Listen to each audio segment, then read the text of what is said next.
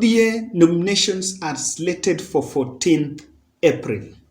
According to Registrar of Political Parties, all the parties are supposed to have done their nominations by the 22nd of April.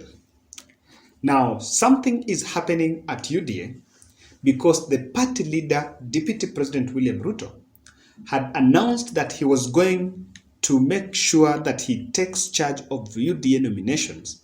And so he was going to camp at the UDA headquarters with a budget of 500 million. And I was told they had advertised around 100,000 vacancies for clerks to oversee that process. Give it to them. I think there is a sense of how the UDA are being organized in these issues of nominations. Yesterday, there was a meeting between Oscar Sudi and Musalia Mudavadi. You're not yet sure what they've had there, but it is believed that Oscar Sudi delivered William Ruto's message there. Today, in the morning, there are two reports that have emerged that Deputy President held a meeting and is now asking Jaguar, who is the Starehe MP, to step down for Simon Mbugua, the Eyala MP. Jaguar, if you're keen, joined Ruto this year in January. That's when he was formally welcomed at the UDA. But Eyala MP Mbugua has been around Deputy President William Ruto for some time.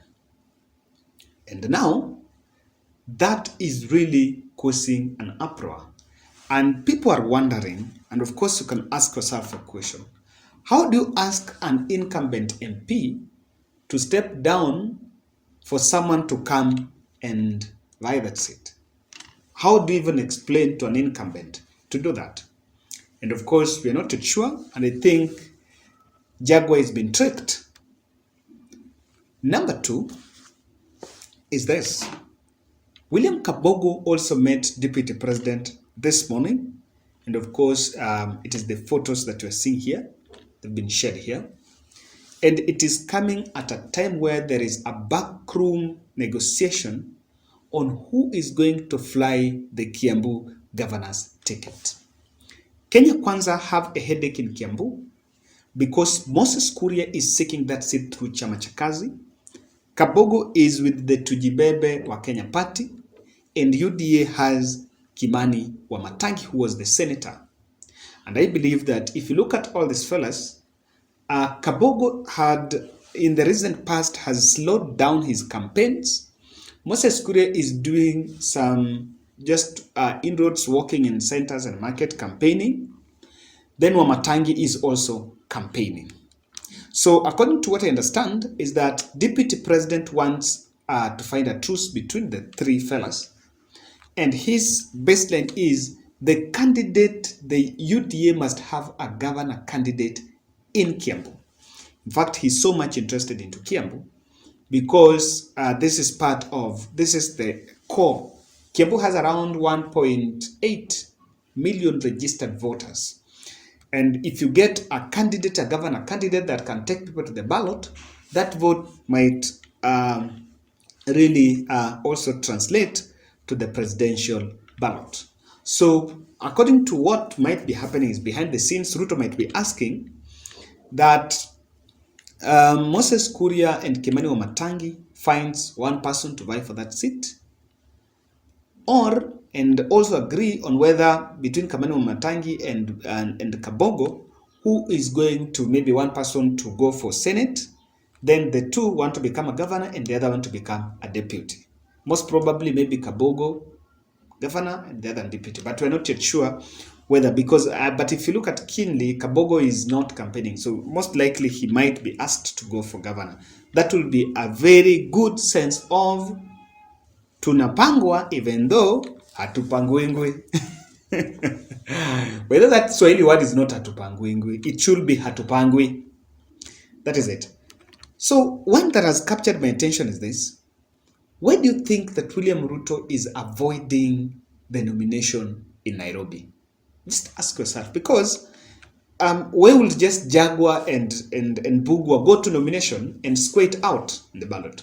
Why is he trying to avoid it? Because even the governor race, I'm told that there is a likelihood that the ANC Sakaja might had decamped to UDA and is going to be the UDA candidate for that seat. And maybe that Bishop Wanjiru is being thrown under the bus. That is most likely. And so it means that maybe Sakaja is popular, but that is going on. Now, in this video, in the light of these occurrences and the negotiations that have been going on, there is something that I've realized. That the UDA team or deputy president is keen kupanga the central Kenya aspect and the other parts of the country. Today he was organizing Nyamira. He's organizing, he had organized Nyeri, Kahiga with the Wamatinga. He had organized Kirinyaga. The governor's seat is actually fixed. Which other place? Muranga is also organized. I had also organized, I think Meru, where, not Meru, I think it was Tarakaniti, where Mudomi Njuki is going to seek the seat re-election while Kithure Kindiki steps down. But he's not fixing the Rift Valley. He's not that much of that pressure is there. Remember, Oscar Sudi has a candidate that is facing out with him.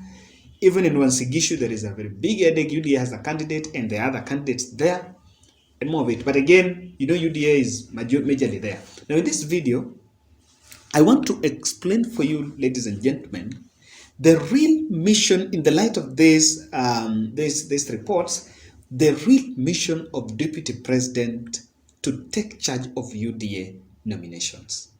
They tie. This is what is building to why William Samoei Ruto have gone to UDA headquarters and he's camping there. He's going to camp there for those nominations. This is something he did in 2017. After the first attempt by Jubilee to do the nominations really were bungled, William Ruto went there, and I can tell you that heads rolled. Heads rolled there. People were sent home. The Kina Kabogo, is that? The Kina Kabogos were people that, today they believe that the reason why the person who fixed them out was none other than William Samoei Ruto. So he is going back there. And I'm telling you, that's where there is a lot of pressure and shivering within the UDA. Ladies and gentlemen, kindly subscribe to our channel. And more importantly, I also want to ask you to click the notification bell. That is just one of the reasons why these other parties, the nominations are a little bit fluky, is because, like Raila Odinga, do not take hold. He only called the shots from the back room.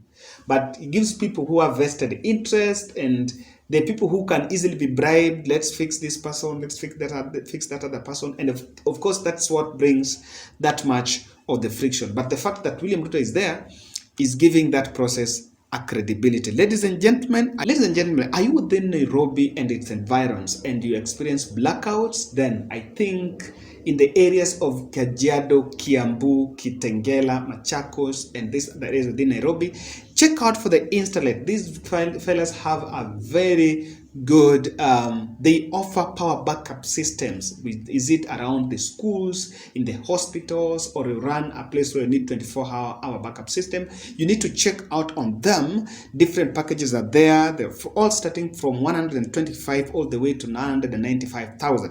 125,000 to 195,000, depending on what you want. Check out their contacts at 0722 818 883. 0722 818 883. And of course, tell them, you know what, you've been sent there by Kevin Oduor. Now, let's move in and see why William Ruto is going to the UDA headquarters. If you are a UDA aspirant, be it MCA or MP or governor, and I know there are aspirants who are subscribers in this channel, quite a number. I think I know, so far I know 7. One is even a governor aspirant. And you know very well that at some point, William Ruto called you for a consensus, and that consensus did not go through. Look at the baseline. Who was the person who was preferred for that seat? Take it to bank. This nomination will not be of any help to you, because Deputy President is going at UDA headquarters to make sure that he does his mission. And he's going to make sure that he puts in his list. I don't want to say his preferred list, but he has a list. So what this means, the reason why this is happening is, I have mentioned in this channel that Deputy President is not focused on 2022 August 9th. What he only wants in this election is one, he wants to test his might, his strength. Two, he wants to get the strength in the National Assembly and the county assemblies. But three, he must also consolidate a team that can help him to win the election in 2027. Now, for him to do that, the candidates that are seen to be the challengers or people who are a bit strong and are likely even to work with the government of the day after an August 9th general election are going to find it rough. Look, check out for these fellas. If nomination is done in Kericho, look for the fate of Charles Qatar.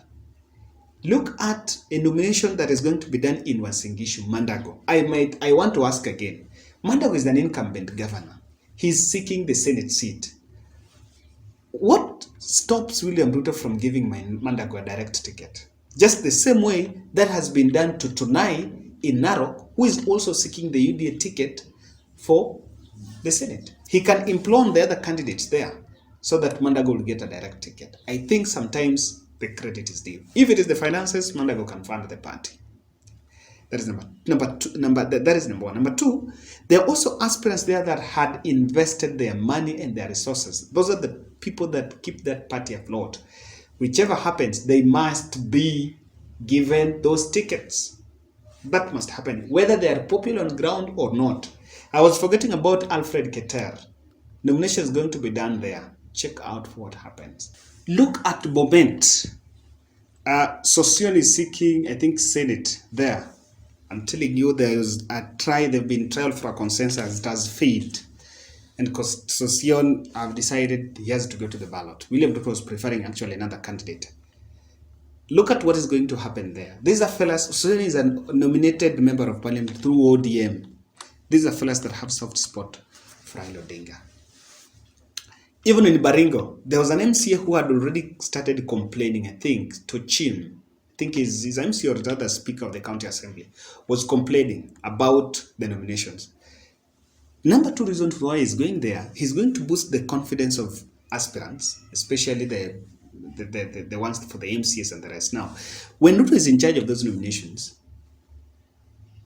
and those nominations are supposed to be in 14th, he will just put up a call and say, we have this and this going. The aspirants are going to sit down for consensus. Because one thing, if you don't agree, there's no way to eat. Then, he's willing to take the blame for those people who will fall out. In fact, in Jubilee, he was blamed. And he's ready to take that blame. I also think that he's going there to test on the popularity of the UDA party. That is why he has decided to take charge. He wants to test the popularity of the UDA party. He wants that process to be one that will see a larger turnout. You know, when he's there and he's boosted the confidence and is now going to do mobilization on these aspirants, he wants to see how many people will turn out for the UDA nominations. Whether they vote, it doesn't matter whether they vote candidate X or candidate Y. The baseline is all the people that shall have walked to the polling station to vote during that nomination. Those are the fellas that William Ruto is going to see. These are the fellas that can vote for him. In fact, this nomination is, because it's a nationwide, this is the one he's trying to test on the popularity of the party. That is why I think he's avoiding any nomination in Nairobi, because UDA is not very popular in Nairobi. So, in Nairobi, nominations are likely to be bungled. He actually knows that in Nairobi, the politicians have very many vested interests. Jubilee, ODM, Wiper, all these are here. So, there is a very, very big likelihood that nominations in these towns, especially Nairobi, Mombasa, Kisumu, or Nakuru, might be bungled. And he's avoiding nominations in those towns. But he wants to see how many people subscribe to the UDA politics. That is why we have the people that are going to turn up to vote for UDA. If the resultant number, look at the number for people who will vote for maybe in the Valley, Central, this other party. If they reach 13 million, not 13 million, let's talk of 8 million, because the turnout is normally low. If they reach 8 million, then I can tell you that you have to, yes, you have William Ruto's competitors need to get worried, because it's going to see how this is the first one they're going to do. Ladies and gentlemen, that's my analysis on Ruto's plans to take charge of nominations at UDA, and I think you can see that openly he has managed to fix both Jaguar, and he now also wants to fix Kabogo, even though tujibebe wa Kenya huu hatupangwi. Let's meet in the next analysis.